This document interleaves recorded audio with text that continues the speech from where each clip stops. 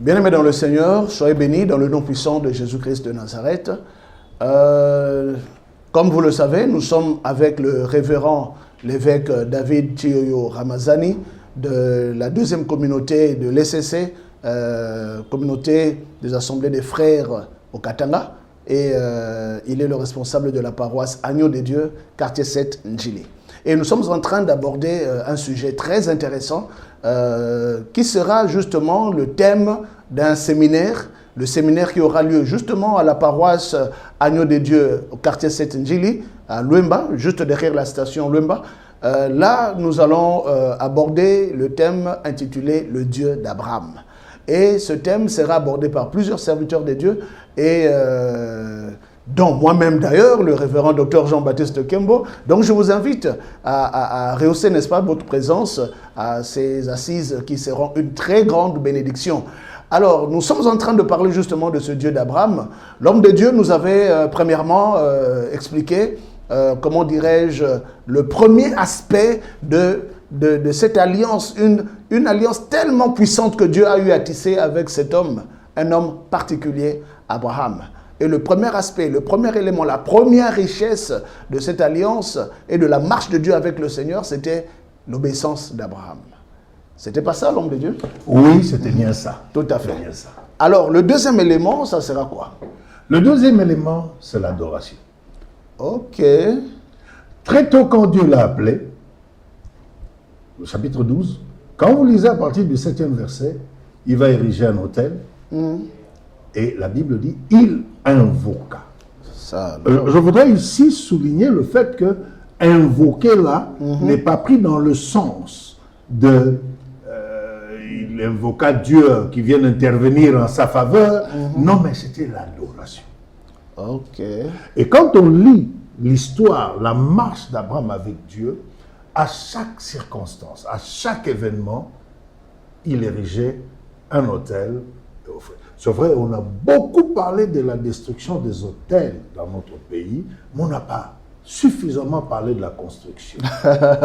Parce qu'il faut en construire pour l'éternel. Et construire pour l'éternel, c'est pour l'adoration. Donc là, vous avez inspiré, je ne sais pas quel pasteur est en train de suivre, la construction des autels.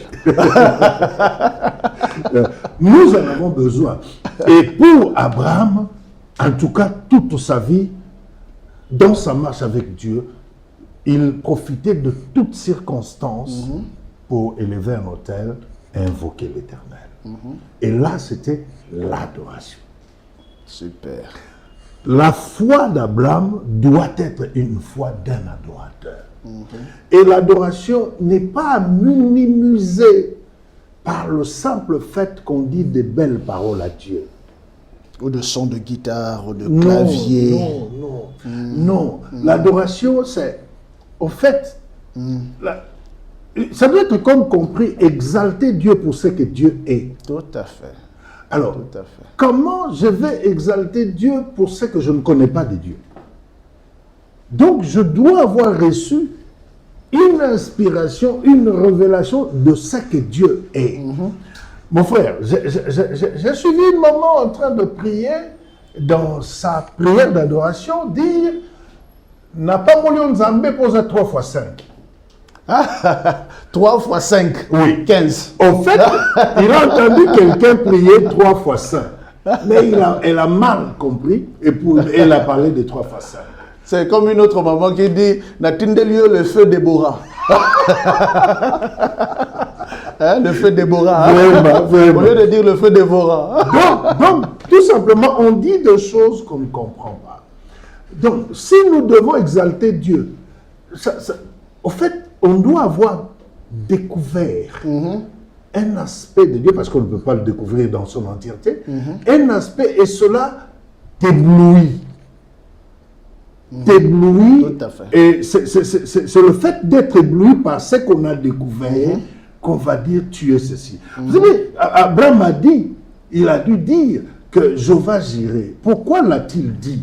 Il était là avec son fils pour l'offrir, il n'y avait que eux deux, pas de bêtes. Quand Dieu lui dit arrête, il tourne les yeux et voit un bélier. C'est comme ça que il s'est écrié au fait, il s'est écrié en disant Jéhovah Jireh, Dieu le pourvoyeur, c'est Dieu qui a pourvu. Mais quand nous mettons, il y a même de MC qui nous demande de. Comme ça, n'a pas combo. Mais des combos dont on ne comprend pas, ce n'est pas le cœur qui parle, c'est la tête qui parle. Oh, l'adoration, c'est d'abord le cœur. Tout à fait. C'est d'abord le cœur. Et quand nous pouvons comprendre l'adoration comme étant aussi le fait d'aimer profondément. Et le Seigneur Jésus dira, tu aimeras Dieu de tout ton cœur, de toute ton âme, de toute ta force. Donc, moi, je toujours dis que l'adoration complète doit comprendre trois choses. La première chose, c'est justement cette contemplation, cette admiration que l'homme reçoit sans fournir un effort, mais quand il a reçu une révélation de ce que Dieu est. Et Romain nous dit que sa grandeur immense, infinie, se lie dans sa création. Frère, vous savez que là où nous sommes là, cette terre, en dessous, il y a l'eau. Oui, tout à fait. Et tous, nous savons que l'eau absorbe la terre. Or, cette terre sur laquelle nous sommes n'est pas absorbée par l'eau qui est en bas. Aujourd'hui, en géographie, on parle de l'imperméabilité de la terre, mais qui vient d'où? Tout simplement parce que Dieu a dit que la terre ferme sort. Tout à fait. Et c'est cette parole-là, Tout à fait. depuis plus de 7 millions d'années, Tout à fait. et 7 millénaires, Millénaire, c'est cette parole-là qui rend la terre imperméable. Celui qui est capable de faire ça, la terre tourne autour du soleil tout en tournant autour d'elle-même. Les scientifiques nous diront, déjà, la terre s'est un tout petit peu rapprochée du soleil, c'est pourquoi le soleil chauffe. Mais imaginez, qui contrôle cette course? La rotation et la translation. Qui contrôle ça? Ah ben ça. Donc, c'est pourquoi je me dis que quelqu'un qui se dit être athée, parce que Romain nous dit, c'est perfection, on sait le lire dans la création.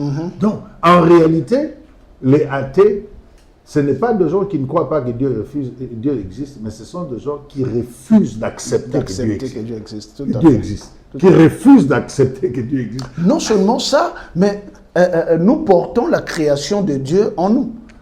Nous sommes la création de Dieu et nous portons même la montre que nous avons, par exemple.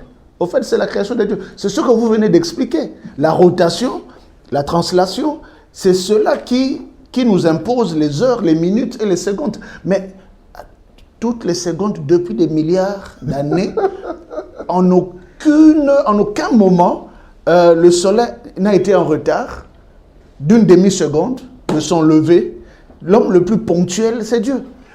Ça, c'est extraordinaire. Et de là, je suis d'accord avec cet homme qui a chanté, qui a dit, quand on voit ces choses, c'est qu'il y a une intelligence quelque part. Mais bon, il a dit intelligence, c'est parce que le langage des hommes... Oui, non, mais il y a une super intelligence. Voilà. Il est omniscient. Voilà. Et on sait lire. On sait lire. Une fois, j'ai suivi mon frère José Ndita, que j'aime bien, en train de... Que nous saluons d'ailleurs. en train de chanter, et il dit, Mai,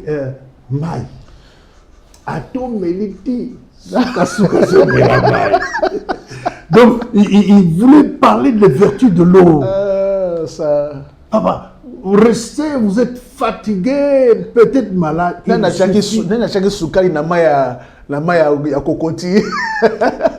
Voilà. Donc là, ce sont deux choses. Deux fois, nous souffrons tout simplement parce que nous voulons nous faire, comme aime bien le dire votre homonyme Jean-Baptiste Soumbela, il aime bien dire que nous sommes des charmeurs. Pas des adorateurs, mais des charmeurs. Des charmeurs, voilà. Parce qu'on croit que à force de ces belles paroles, nous pourrons séduire le cœur de Dieu. Ah ben, et pourtant, Donc, loin de là. pourtant, il suffit que nous puissions tirer une attention sur ce qu'il fait.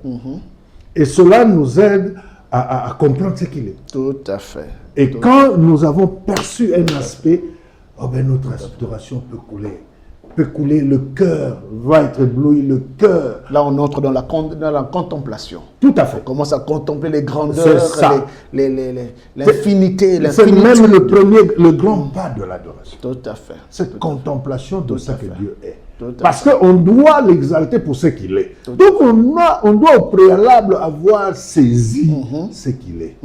Oh, nous ne pouvons pas d'une manière permanente saisir ce qu'il est. Nous ne pouvons pas, non, des fois, disons, tu es ceci, tu es cela, sans trop bien comprendre, parce que notre cœur ne le porte pas. En fait, quand cette étape est passée, la deuxième qui s'ensuit, c'est le corps qui se soumet. Le corps. C'est-à-dire, papa, quand quelqu'un est ébloui, il ne peut pas se contrôler. Il ne peut pas se contrôler, ça peut amener certaines réactions physiques. C'est pourquoi le juif lui parle de se prosterner. Super. C'est pourquoi le juif lui dit, je ne peux pas regarder Dieu. Je dois fermer mes yeux. Je dois fermer mes yeux parce que nul ne peut voir Dieu vivre. Oh, je réalise qu'il est devant moi. Dans ma foi, il est là. Comme il est là, mes yeux doivent être fermés parce que je ne peux pas le voir. Il y a deux fois, quand quelqu'un est emporté dans l'adoration, je ne conseille pas aux gens d'ouvrir les yeux pour regarder ceux qui adorent. Vous allez être distrait. Vous allez être distrait parce qu'il y a quelqu'un qui peut se retrouver en train de pleurer sans comprendre pourquoi il pleure. Tout à fait. Il y en a qui peuvent se retrouver en train de rire. Tout à fait. Une joie juste parce que la présence de Dieu et ce qu'il a vu. Mais ça, c'est extraordinaire, ce que vous êtes en train de dire. Vous avez soulevé un élément très intéressant là.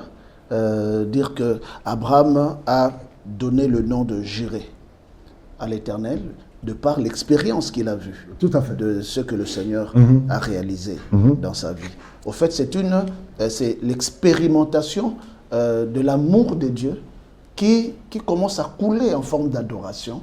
Parce que Dieu, lui, on ne le connaît pas, on le connaîtra jamais dans sa totalité, mais il agit en nous, il opère et il se révèle, ne serait-ce que dans la portion qu'il souhaiterait, dans sa souveraineté, pour que nous puissions, ne serait-ce qu'au travers de cela, savoir et donner des noms. Moi j'encourage même, j'ai un cours que je donne, que j'ai intitulé la théonymie, c'est-à-dire l'étude des noms et des attributs, et des attributions.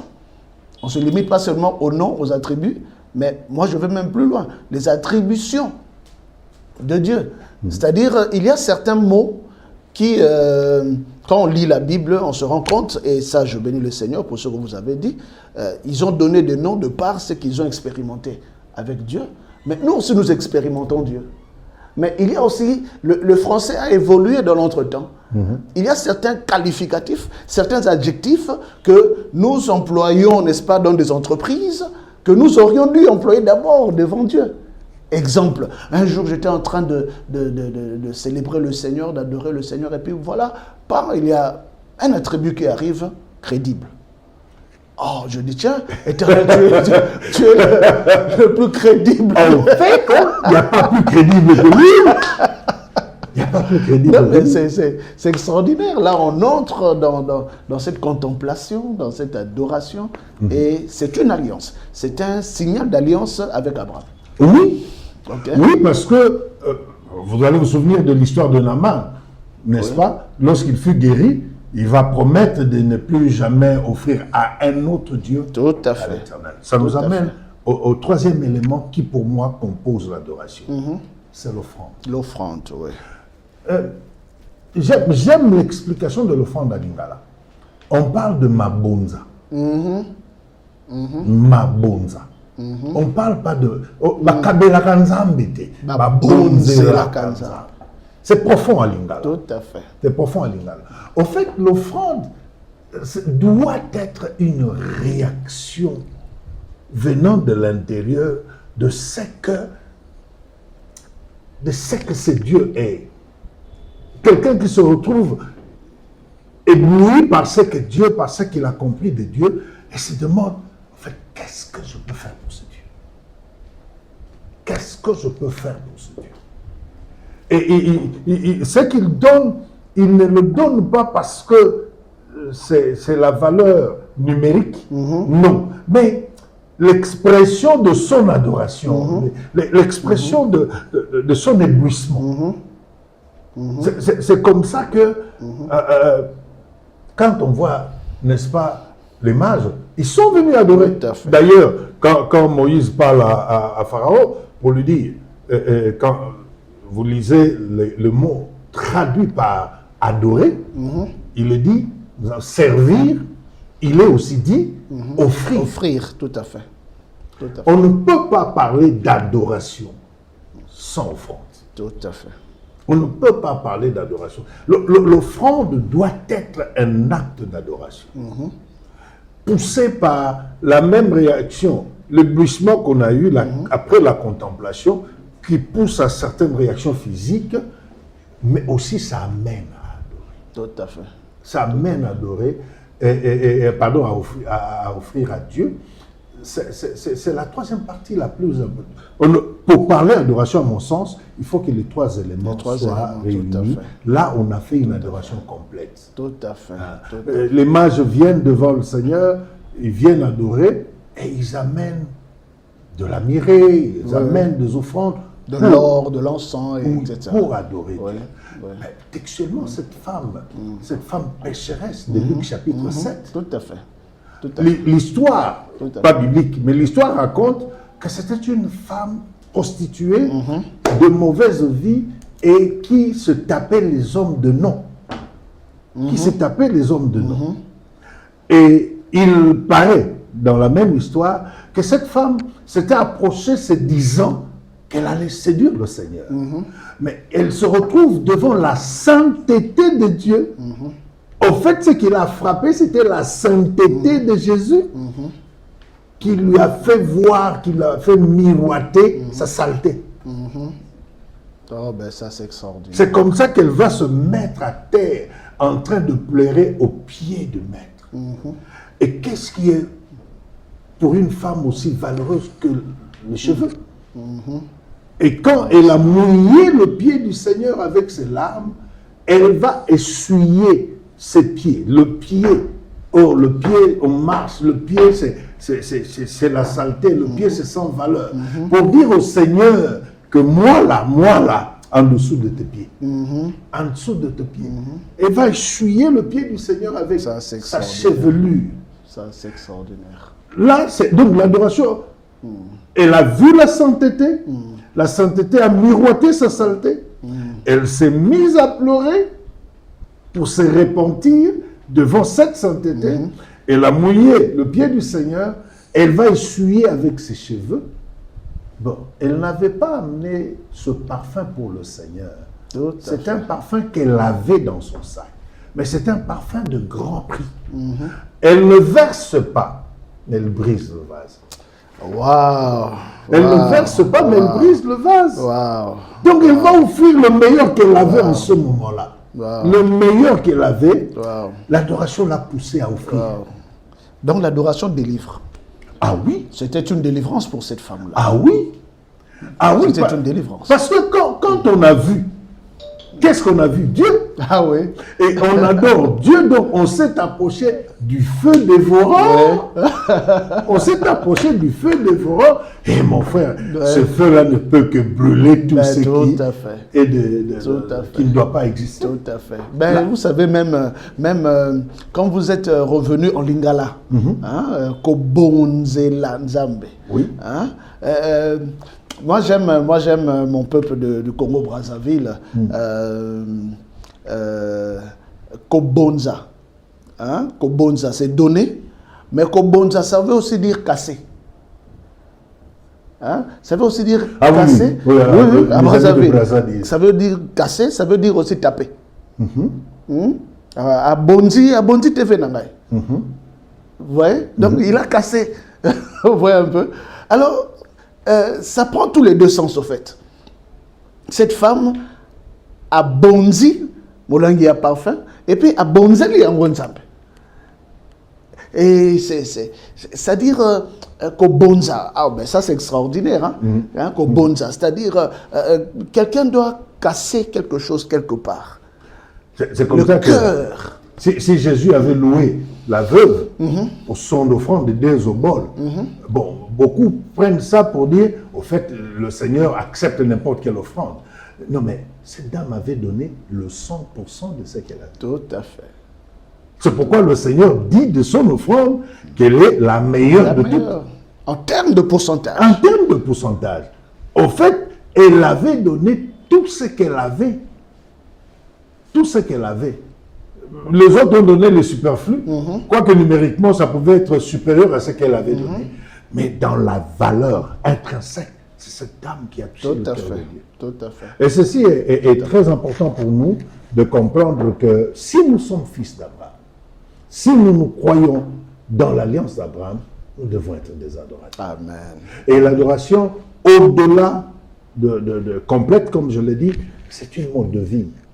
C'est une mode de vie. Parce que là, je vis permanemment. J'ai lu une petite histoire sur Catherine Kuhlman qui disait que prendre 1 heure du temps de prière, c'est comme si je fais du Saint-Esprit un instrument qui devra agir en fonction du temps que j'ai pris. Mais il faut demeurer dans la présence. Et je crois que c'est l'aspect le plus difficile. Parce que lorsqu'on demeure dans la présence, notre vie sera conséquence de cette présence. Tout à fait. Conséquence de cette présence. Parce que quand vous le voyez, en tout cas, même un fumeur de chanvre qui entre dans un temple, en tout cas, il ne peut pas toucher son chanvre en main. Il ne peut pas toucher sa cigarette dans le temple. Parce qu'il dit, la maison de Dieu. Ouais. Alors, lorsque on réalise qu'on est dans la présence de Dieu, je crois que d'une manière permanente, notre vie sera développée. Et le Seigneur dira qu'il cherche des vrais adorateurs. Des vrais adorateurs. Il ne cherche pas des adorateurs, mais de vrais. Ah ben oui. Alors, quand il parle de vrai, c'est qu'il y a la fausse adoration aussi. Tout à fait. Et pourtant, l'adoration est une marque d'alliance que le Seigneur a eu à établir avec Abraham. Donc avec l'homme de Dieu, nous avons parlé de l'obéissance, nous avons parlé, n'est-ce pas, de l'adoration, nous avons parlé aussi de la contemplation, nous avons parlé de comment Abraham a donné le nom, n'est-ce pas, à l'Éternel. Et la grâce de l'Éternel qui a commencé depuis Abraham jusqu'en ce jour, fait que nous puissions devenir des vrais adorateurs. Et au travers de cette adoration, nous offrons à l'Éternel le meilleur de nous-mêmes. Nous offrons nos cœurs. C'est la toute première de toutes les offrandes, parce que donner le corps sans donner le cœur est une abomination devant le Seigneur. Mais donner le cœur et puis après on donne son corps et on donne, n'est-ce pas, tous les avoirs, eh bien c'est cela, ce qu'on appelle l'offrande de grande valeur devant le Seigneur. La grâce de l'Éternel sera au rendez-vous. Je rappelle encore, le séminaire se tiendra à partir du dimanche 24 jusqu'au vendredi 29 septembre 2023 au quartier 7. Sur avenue Révolution, numéro 168B, derrière la station commerciale, justement, commerciale, derrière la station Luemba, n'est-ce pas, quartier 7, Njili commercial. Et le Seigneur sera au rendez-vous. Je serai l'un des orateurs. L'homme de Dieu, le révérend David Chioyo lui-même sera orateur, avec d'autres serviteurs de l'Éternel que le Seigneur a oint pour que nous puissions, n'est-ce pas, recevoir les bénédictions du Tout-Puissant. Il était prévu également que nous puissions parler du mariage, mais je crois que nous allons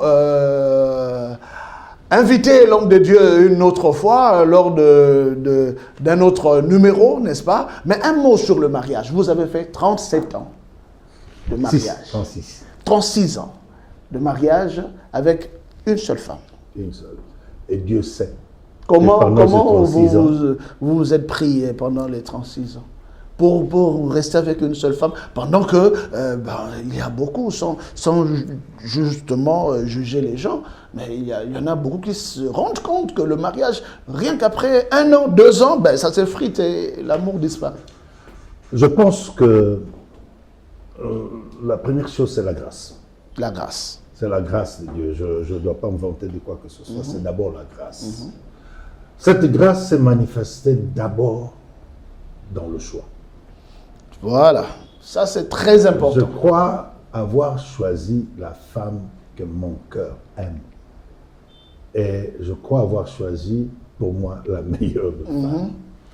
Ceux qui me côtoient savent... Celle qui est sortie de vous, en fait. En tout cas, frère. Je suis ce que je suis parce que cette femme est à mes côtés. Oh, ça, je tiens dans le ministère parce que cette femme est à mes côtés. Extraordinaire. Je bénis le Seigneur, je bénirai toujours. Donc je dis, il y a la grâce, mais une petite préparation quand même. Dieu, je n'ai pas eu des encadreurs qui m'ont aidé. Je ne leur ai pas donné non plus le temps, mais parce que j'ai fait mes fiançailles pendant 8 mois. Seulement. Oui. Mais c'était suffisant. mais Dieu m'avait aidé et préparé au mariage. Étant célibataire, j'écrivais sur le mariage. Je partageais sur le mariage. J'exhortais sur le mariage. Ça m'a aidé à prendre. Et j'ai vécu beaucoup de choses autour de moi qui m'ont amené à prendre une résolution quand j'étais encore païen. Je me disais que je ne vais jamais me divorcer. Jamais. Et que si une femme me pousse, là j'étais païen, me pousse au divorce, je vais la tuer pour qu'elle ne puisse pas l'avoir. Étant païen, je disais ça. Mais c'était une résolution venant du fait que j'ai vu les enfants de mariage séparés, comment ils souffraient. Ils sont les tout premières victimes de la séparation. Donc, je dois dire que le mariage n'est pas facile, mais dépend de ceux qui sont mariés. Et c'est aux mariés de pouvoir... L'amour, on ne l'appelle pas. L'amour vient, on ne sait pas quand il est venu. Tout à fait. On se retrouve en train d'aimer. Mais l'amour, on l'entretient. Tout à fait.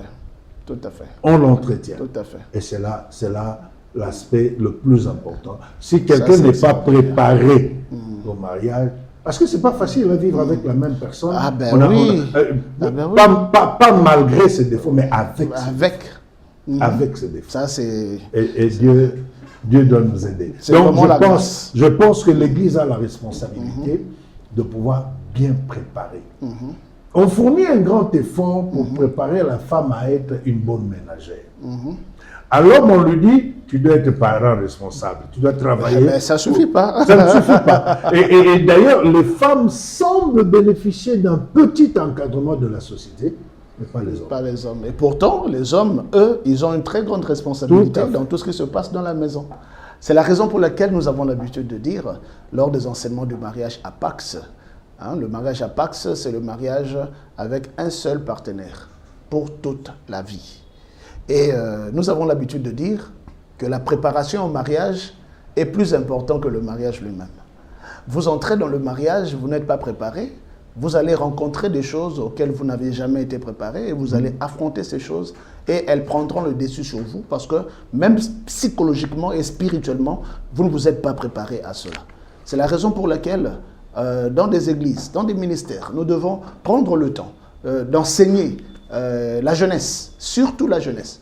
Ce que la génération actuelle a eu affaire à subir, parce que beaucoup ont subi, c'est la raison pour laquelle, loin de nous l'idée de condamner qui que ce soit, parce que il y a des gens qui subissent. Nous avons subi les affres de l'ennemi dans les couples. Et il y a de ces couples qui s'effritent, qui disparaissent. Et l'amour est tellement volatile. Il vient, il repart, il revient. Et surtout quand l'amour s'en va, ça devient la haine, et une hostilité, un niveau d'hostilité qui s'installe. Il ne faudrait pas qu'on en arrive là. Et pour justement qu'ensemble avec le Seigneur, nous puissions atteindre 37 ans et plus, c'est une préparation à tous égards. Dans la prière, à l'écoute du Saint-Esprit, mais surtout dans l'enseignement. C'est la raison pour laquelle nous espérons que le Seigneur sera en train d'utiliser très puissamment les serviteurs, les servants de l'Éternel, dans chaque assemblée chrétienne pour éduquer, créer une éducation, une rééducation pour la réussite, n'est-ce pas, des couples. Homme de Dieu, je vous remercie d'être passé sur nos antennes et nous savons que la prochaine fois, vous allez encore revenir pour que nous puissions approfondir ce sujet sur le mariage. Vous avez beaucoup à communiquer. Avec le même plaisir, nous sommes disposés. C'est vrai que même le premier sujet, nous n'avons pris que la responsabilité de l'homme. Voilà. On n'a même pas parlé de l'héritage d'Abraham dont nous sommes. C'est pourquoi les gens doivent venir au quartier 7 pour écouter toutes ces choses. Vraiment. Que Dieu bénisse Avignon. Oui. Que Dieu bénisse. Amen. C'est un instrument qui est là pour le peuple de Dieu. Amen. Que le Seigneur puisse accomplir, n'est-ce pas, tout ce qu'il faut afin qu'un grand nombre de gens soient bénis au travers de cette chaîne. Gloire à Dieu. Merci beaucoup. Merci beaucoup et merci à l'équipe technique de Avignon TV. Que le Seigneur vous bénisse abondamment et nous nous retrouvons à très bientôt.